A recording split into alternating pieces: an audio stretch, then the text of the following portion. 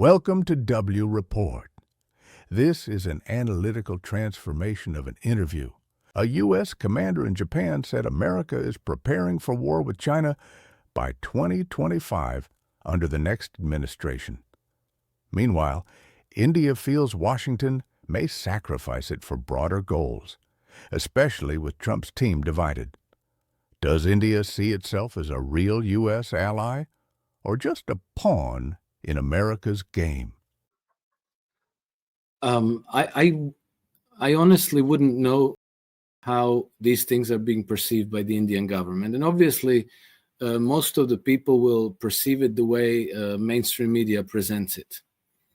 The logic of power says that there's always going to be some kind of an inner sanctum of sages crafting foreign policy. And so there's going to be Narendra Modi, probably Jai Shankar, the foreign minister, and maybe another handful of people. And I think that they will know the truth, but they will not divulge that truth. You know, they will just sail along with the realities that impose themselves. They will inevitably have to allow the narratives to form as they need to be formed. And I really think that the United States, the Trump administration, is facing the most complicated equation of all. That Trump's maneuvering space is much more fraught with risk than even India's, Russia's, China's, Iran's. They have clear leadership. They have clear direction. So they are opposed to the Western Empire, to the rules-based global order, and they have legitimacy in that sense. They have the support of their populations, and they probably have support of most of the world's population in that sense. But Trump has a house deeply divided, and this comes after decades and decades of the United States being harnessed as the military enforcement arm of the Western Empire. The most powerful people in the United States are people who have been in service of this. The whole business setup, the military industrial complex, the big ag, the big pharma, all of this has been kind of growing by accretion around this foreign policy. This was clear. This has been clear for decades, because this was already Che Guevara used to said famously, he said, I envy you Americans because you are fighting the most important fight of all, because you live in the belly of the beast. And that's really true. And I think that this is now Trump's assignment. The more I look, it's been 7 months now. The more I look, the more I tend to believe Trump, and I don't absolve him from his blunders and errors, because he has done a number of them and big ones. But I think that he, when they say we want to end the empire, we want to be embracing the multipolar integrations, I want to end the wars, I think he is sincere about that.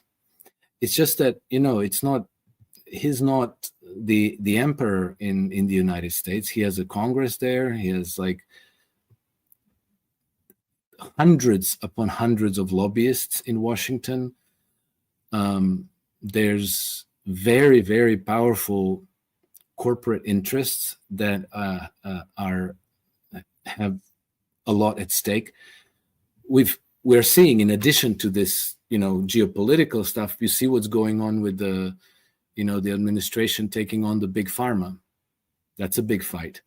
And then Trump, if you go back to the beginning of his administration, he said that he wants to reduce the American military budget by half. Well, that's going to make a lot of people in the military industrial complex unhappy.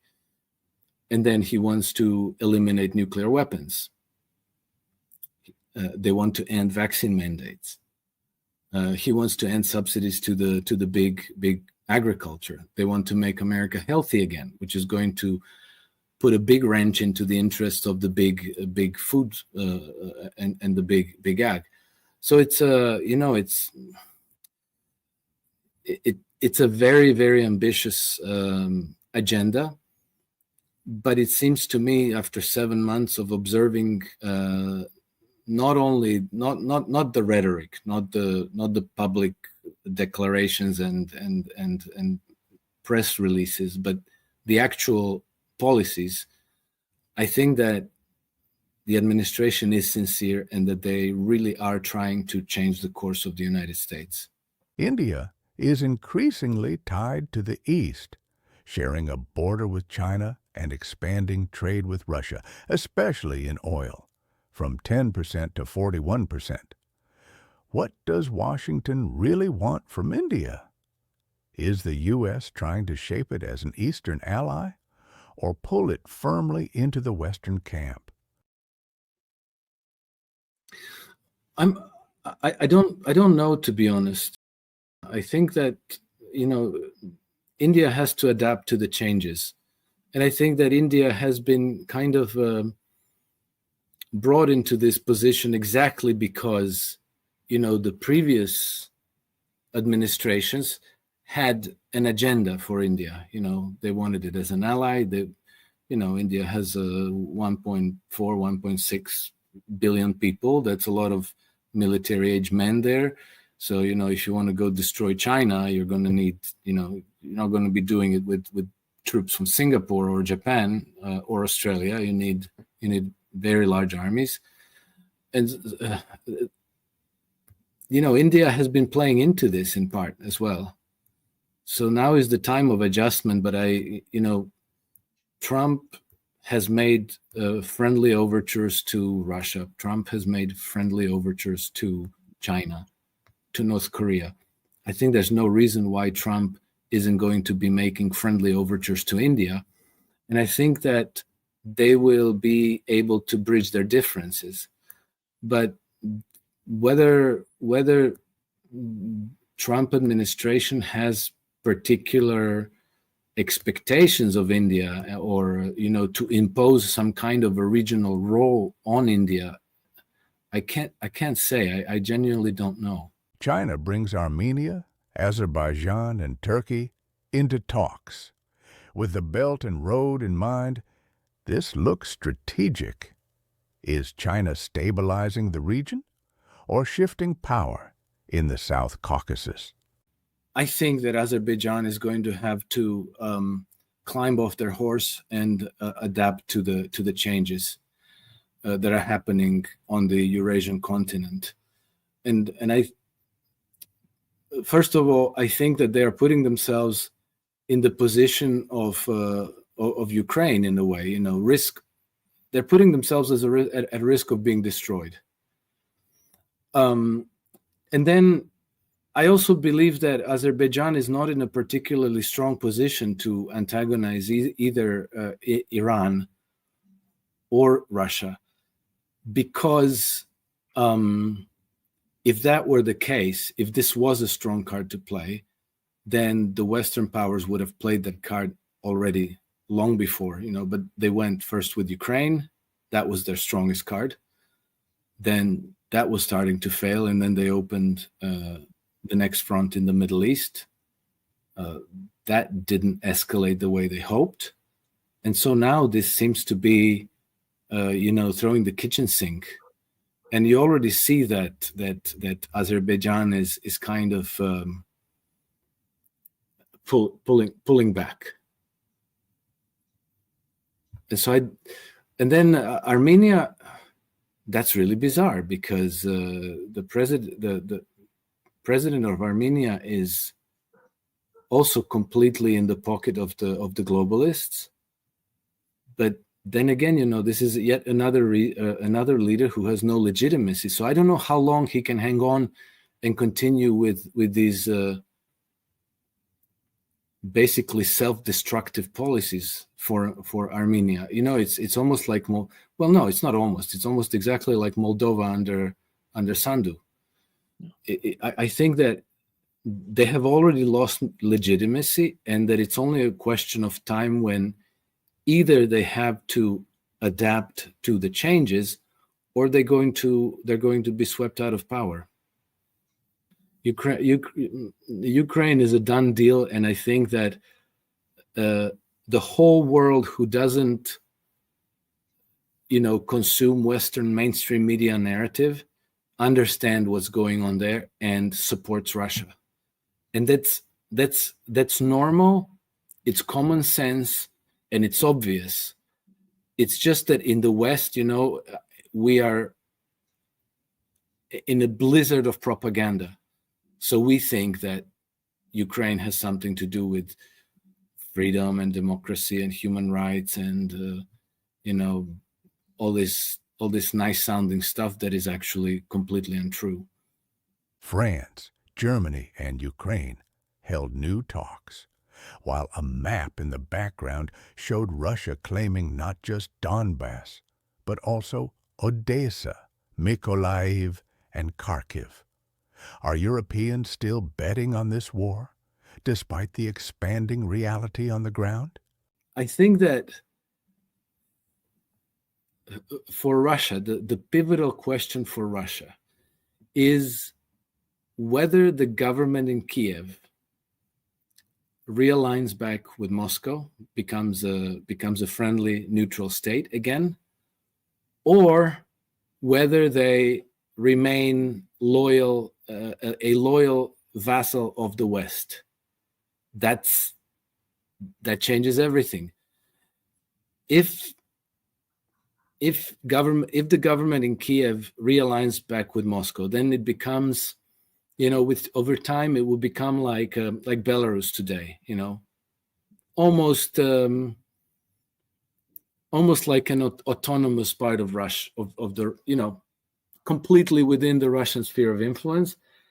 And then, of course, obviously the Russians will have a great deal of control over Ukraine's government, and they would be able to neutralize threat to their security without having to conquer Ukraine militarily. And at that point, which is maybe some years into the future, I see no difference essentially whether you get to that objective through military conquest or through just making sure that there's a changing government in Kiev and that the new government is loyal to you. And military conquest is always a lot more expensive. So I think that if you can avoid it, you would want to avoid it. And so to put the map like that for everyone to see, I thought that was a psyop for some reason. And obviously it made everybody's head explode in the West. Maybe it was just a prank, who knows? Maybe Russia isn't aiming for full annexation, but for autonomous pro-Russian zones in Ukraine's south and east. A buffer of sorts? Is Moscow thinking of indirect control through self-governed regions instead of outright occupation? Well, yes, I think so. But you see, if you go by the means of military conquest, so you're going to have to do a lot more fighting. Then your troops are going to go in to, let's say, Zaporozhye, into Kharkov, into Odessa, and all these places. And then you're still going to have to rely on the local structures of government to implement certain policies that you want, so that Ukraine is no longer a threat to you, so that it's a nation that cooperates, that's neutral, that doesn't go into NATO, that doesn't host foreign troops, that doesn't acquire nuclear missiles, that doesn't install American missile launch facilities and so forth. You have to do that through the local government still. The only thing that changes is if you go by, let's say, just changing the government in Kiev. Same thing happens, but without your troops having to go into Odessa and Kharkov and all of this. So you're going after the same objective. You're going to have to use the same means. The only difference with military conquest is that your troops are going to go in first, and they're going to exert pressure on local governments. If the troops don't go in first, you're going to exert pressure on local governments through the central government, but you're going to end up at the same place.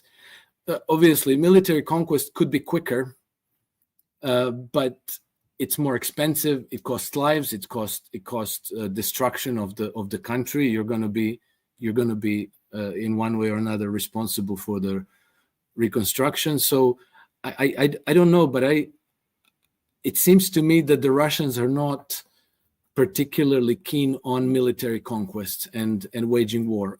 But I think they are after taking control of Ukraine. The U.S. wants change, but is trapped in internal chaos. Trump may be sincere, but the system holds him back. India is caught between war plans and Eastern economics. China is reshaping the map. And Ukraine? It's no longer about the battlefield, it's about control. Russia wants influence, not occupation. Thanks for watching. Support the channel if you find this format valuable. More deep dives are coming soon. Until then, think for yourself and draw your own conclusions.